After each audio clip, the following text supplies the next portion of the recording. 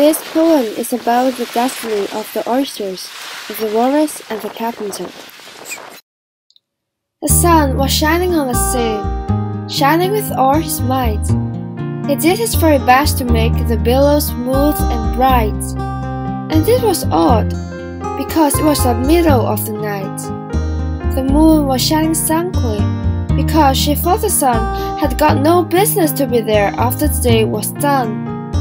"It's very rude of him," she said, "to come and spoil the fun." The sea was wet as wet could be. The sands were dry as dry. You could not see a cloud, because no cloud was in the sky.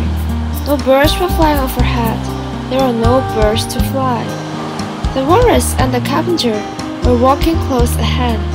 They wept like anything to see such quantities of sand. If this were only cleared away, it would be grand. The walrus said, Maize with 7 mops, swept it for half a year. Do you suppose that they could get it clear? I doubt it, said the carpenter.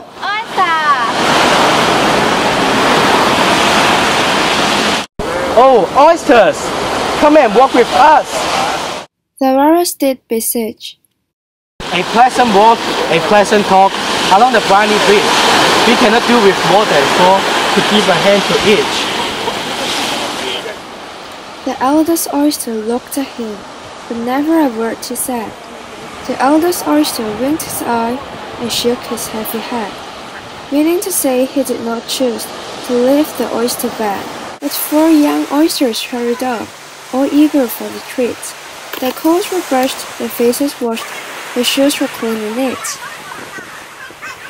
4 other oysters followed them, and yet another 4, and thick and fast they came at last, and more and more and more, all hopping through the frothy wave and grabbling to the shore. The walrus and the carpenter walked on a mile or so, and then they rested on a rock conveniently low.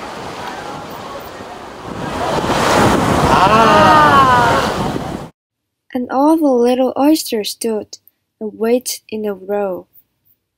The walrus said, The time has come to talk of many things, of shoes and ships and sealing wax, of cabbage and cakes, and why the sea is boiling hot, and whether pigs have wings.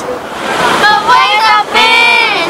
Before we have our chats, for some of us are out of breath, and all of us are fat. The carpenter said. No hurry. They thanked him much for that. The walrus said, A loaf of bread is what we chiefly need. Pepper and vinegar, besides, are very good indeed. Now, if you're ready, oyster dear, we can begin to feed. But all of us! The oysters cried. Such kindness! That will be a dismal thing to do! The walrus said, The night is fine. Do you admire the view?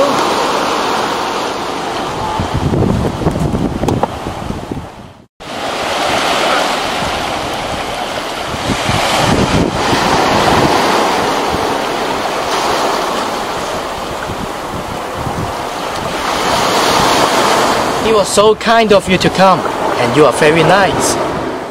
The carpenter said nothing but, Cut us another slice. I wish you were not quite so deaf. I have had to ask you twice. It seems a shame to play them such a trick, after we've brought them out so far, and made them throw so quick. The butter spread too fake. Weep for you. I deeply sympathize. with sobs and tears he sought out clothes of the largest size, holding his pocket handkerchief before his streaming eyes.